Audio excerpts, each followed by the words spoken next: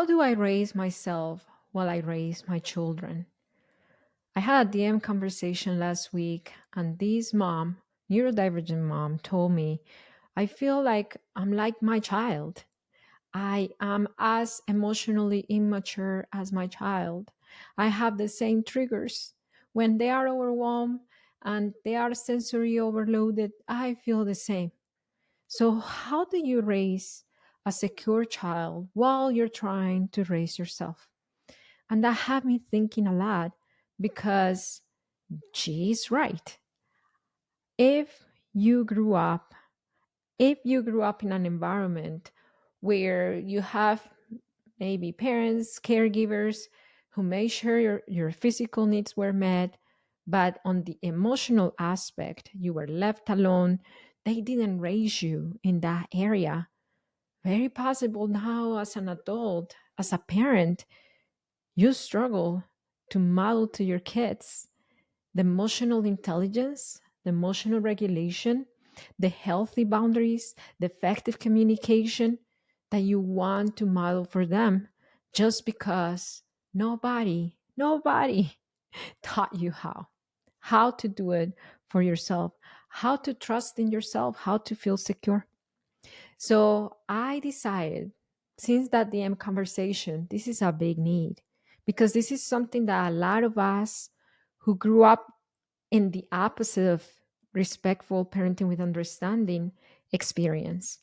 And I'm going to share on this podcast episode my experience being a neurodivergent parent with autism, with ADHD, who is currently raising herself as she's raising secure children.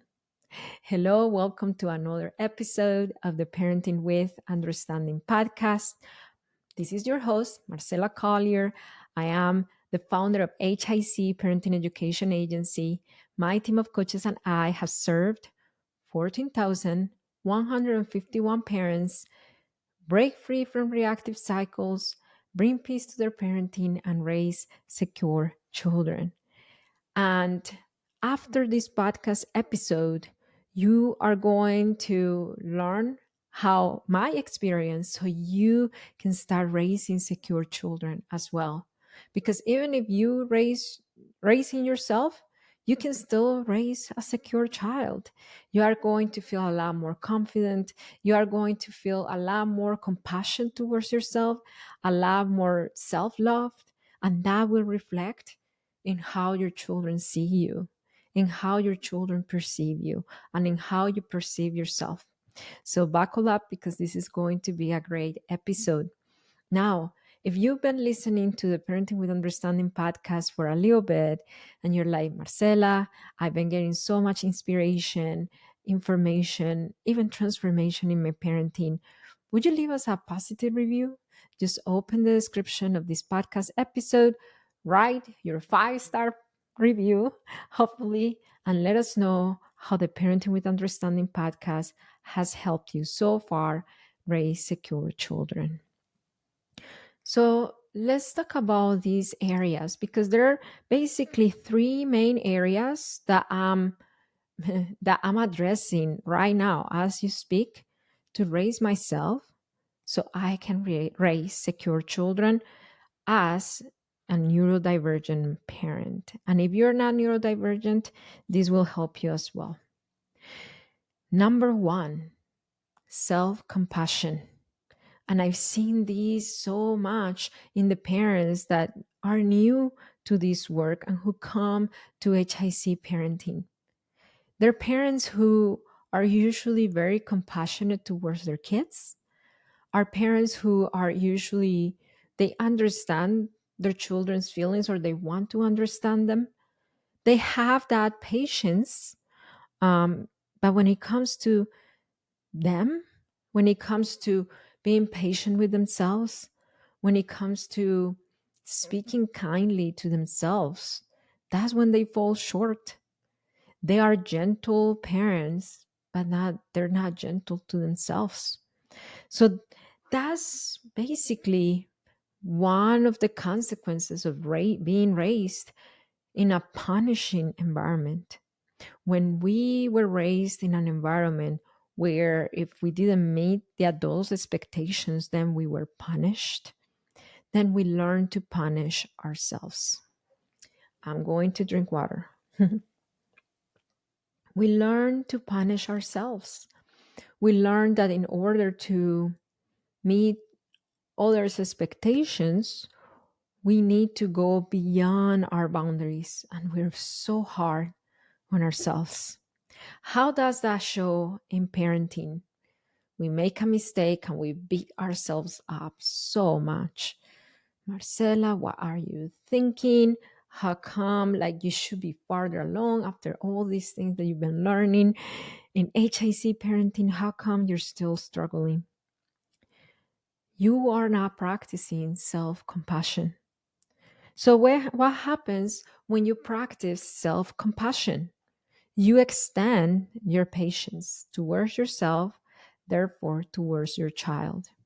Because when there is no compassion, where there is no compassion, there is judgment. And when there is judgment, then reactivity comes right after.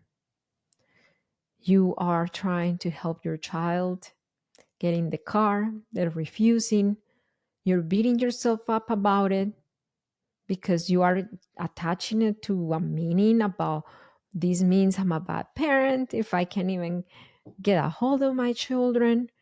And that lack of compassion leads to self judgment and then reactivity towards our kids. We end up giving in or we end up yelling at them. So, compassion has allowed me to extend my patience towards myself, therefore, towards my child. In the same regard, he's having a hard time getting in the car. My son is autistic. We're going to a new place. I remember last week, as I record this episode, Thanksgiving was just last week. And then he was having a really hard time getting in the car, actually. But what was happening in his world? What was happening in my world?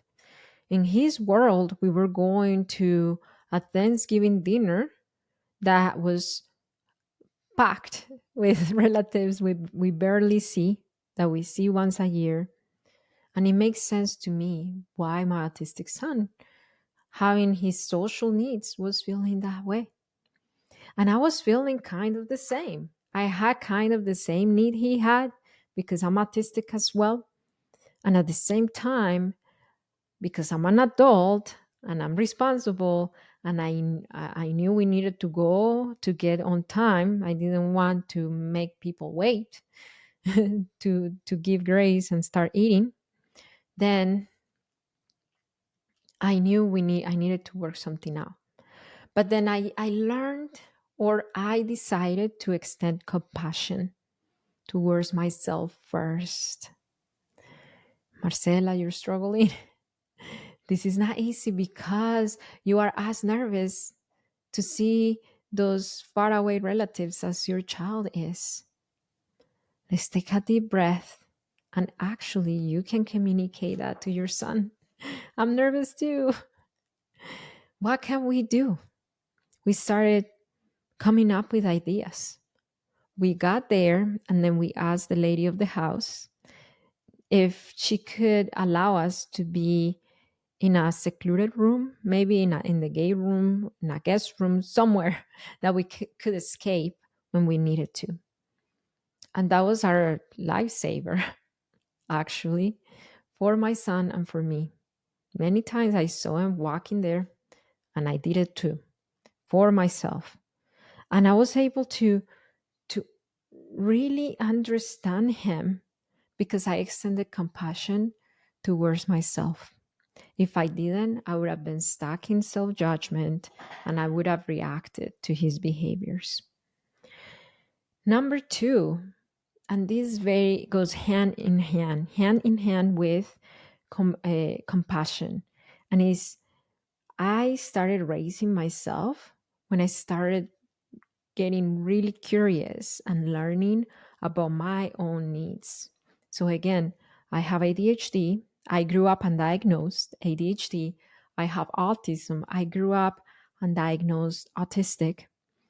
And all my life, I felt different. And my support needs were labeled as you are dramatic, you are picky, you're too much, you're lazy. All those labels that people give you, adults give children when they don't understand their needs. So now that I'm raising myself, I'm getting a lot very curious about all those labels that somehow are ingrained in me. And I'm teaching myself that those are really my needs and to honor my needs. So let's go back with the too much or the drama queen or the picky. The picky. It was Thanksgiving dinner. And then I was kind of nervous about the food options. And I knew my son was getting nervous as well because he's autistic and we have sensory needs. So I knew that certain smells would trigger me and my son. So what did I do? Because in the past, I would have judged myself. Marcela, how are you supposed to be composed for your son if you're struggling with this? But then now that as I'm learning about my needs, I am able to see them and meet them. And guess what happens when you see your needs? You can see your children's needs. Because when you go for a long time with chronic unmet needs, there is nothing left in you, in your tank, and you cannot see your children's needs. So, what did we do? Santi and I waited for everybody to serve themselves. And then once we had a little more space, I went plate by plate, like hat pat by hat pat, opened it a little bit, and if it was something like no, then I closed it right fast. But the point here is that when you see your needs and not the judgments of what the adults in your life told you growing up, then you can meet those needs and have more emotional strength to see your children. And this is something big, a big process that we do with our clients in HIC parenting. We spend a lot a lot of time, sometimes weeks, in helping the parents see their needs. And you know what? It is so fascinating. I don't know if that's the right word, but for a lack of better word, it is so fascinating to see full grown adults who don't understand what they're feeling. I ask them, what are you feeling right now? And then they're like, I feel like I'm a failure. That's not a feeling. That's a belief. You're believing that. But what are you really feeling right now? So, people who grew up with lack of emotional coaches like me, it's really hard for us to see our feelings. And we believe our feelings are the judgments that others have about ourselves. You're a failure. Then I believe that I feel like I'm a failure. Or you're too much. Then I feel like I'm too much. Or parenting is too much. Those things that you're telling yourself are your feelings. Anything that comes after I feel like is not a belief, is not a feeling, it's a belief based on a judgment that you had growing up. With our clients in HIC parenting, we help them see their real feelings and not their judgments. And once they see the real feelings, I feel nervous, I feel sad, I feel scared, I feel angry, I feel happy, I feel surprised, I feel stressed, frustrated. Let me know in the comments. What do you feel in your like what's your overall feeling in your parenting? If you're watching us from YouTube. We support them through seeing their needs, through seeing their feelings and planning how to meet their needs and see their feelings so they can do so with their kids. It's impossible to be our children's emotional coach if we cannot coach ourselves. And that's basically what we do in our parent centric process in HIC parenting. I'm saying parent centric, meaning focus on the parent. Our coaching is parent centric focus. We don't focus on fixing kids because kids have behaviors because they're kids or because they have ADHD, autism, all those needs. We focus on you understanding you so you can support your children from a better place, not from scarcity and anxiety and fear, but from empowerment and safety. And you're like, Marcela, I want that. I want to raise my children feeling like I'm a secure parent, like they can really trust me and come to me with anything. But I don't know how to get there. If that is you, you are in a good place because I have a really well done class that teaches you the system, the system to break free from reactivity, bring peace to your parenting so you can raise your children with peace, so you can raise secure children. This is a free class that you can find in hicparenting.com. That's our website. Or you can find it in the link in the description below if you're watching from YouTube. If you are listening from our podcast feed, open the description and it is there. Or if you're from YouTube, you can see a card here, up here as well. It's there. In that class, you are going to learn the system that 14,151 of our clients had to raise secure children. And some of those parents who went through that free class, like Lisa, I'm going to show you in a little bit her testimonial. They ended up in parenting coaching with us to help them on the application of the things that they learned in the free class. On the free class, you learn the information. With coaching, will help you on the application. And this is what she's saying once I asked her, I wonder what you think about parents who are thinking, I don't know if parenting coaching is what would for you us. Tell a parent who's on the fence, who's they're how you were 14 weeks ago. Then it seems like it's always a hit or miss. And then they hear about HIC parenting and they're thinking about it, but they don't know if this is for their family. What would you tell them from your experience? If you're asking yourself, can an online course really change not only my life, but my family?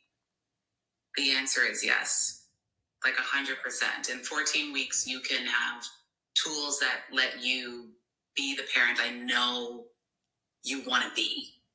And you can either spend the money in all the books and the time that you would be learning everything that is so beautifully placed together in one area over the next 15, 20 years, or you can just do it in one shot right now and learn it all and have the resources at your fingertips. So I would say, if you're on the fence, fall on the side of just getting it because you're going to absolutely love your family unit and how you guys communicate with each other. And you'll be that family that other people are like, so where did you, what's the name of the parenting school that you went to? So that was Lisa. And the first step is the free class. The free class, just go to the link below and start changing your family dynamics. Start changing the way that you're relating to your kids. Number 3, how am I raising myself while I raise my children as an autistic parent with ADHD? I didn't know how to set boundaries. Have you ever found yourself you are in a little exchange with your parents and they are telling you how to raise your kids and you're telling them, hey, don't tell me how to raise my kids, and they tell you more how to raise your kids? Or with your child, you tell them to not do something and they do it more. Or with a friend, you tell them to not speak to you that way and they keep speaking to you that way. I learned that those are not boundaries. Those are requests because we cannot control what comes in or out somebody else's will and power and mouth. You cannot control what your mom will say about your parenting. You cannot control what your child will say to you or your friend. I learned that boundaries are things that I do to ensure my safety and my values are honored. And this required for the other person to do nothing. So boundaries are something that I do. That was mind blowing when I learned it. And when I started applying it in my parenting and in my life in general, I started going from permissive parenting, I don't want to spank, but I'm kind of permissive, to being a secure parent. And this is something that we work with our clients as well. So how do boundaries look like? Let's go back to those same scenarios. It's not about telling your parents to not talk about your parenting. It's about, what are you going to do? I'm not willing to talk about my parenting right now. I'm going to leave the room. And you leave the room. You don't have to kick them out of your life. You can just leave the room. I'm not willing to be hit. I'm going to put you down. Simple. I'm not willing to let you talk to me that way. So I'm not going to call you anymore. Let's just say that's towards a friend. Those are boundaries. What are you going to do right now? Let me know in the comments. What are you overdue of doing? Let me know. What are you overdue of doing? So, raising ourselves while we raise our children is not an easy task, but is necessary, because raising our children differently require us to be at a higher level than our parents. And if our parents didn't get us to that higher level, we need to get there ourselves. Now, we can do it ourselves, or we can do it with help. The parents who decide to do it with help, they become our coaching clients. Or you can do it yourself, watching social media and reading parenting books. And you may get there eventually. Maybe it will take a lot longer than getting right to the help of professionals that know exactly how to get you there faster. Regardless of how you get there, the important is that you're taking steps. Faster or slower, you're taking steps towards becoming a secure parent. So, number one, compassion. Number two, understanding and learning about your needs and feelings. And number three, knowing how to set boundaries. Those are the three things that I'm doing to raise myself while I raise my twins, my children, being an autistic parent with ADHD and raising an autistic son. If this podcast episode gave you understanding, inspiration, information, will you share it with one person? Maybe send it to your spouse. Maybe send it to a friend. Maybe send it to someone who you want to share this podcast with. I want to let you know that you are a great parent, and it only takes understanding of yourself and of your children's needs to raise secure children. I'll see you next time.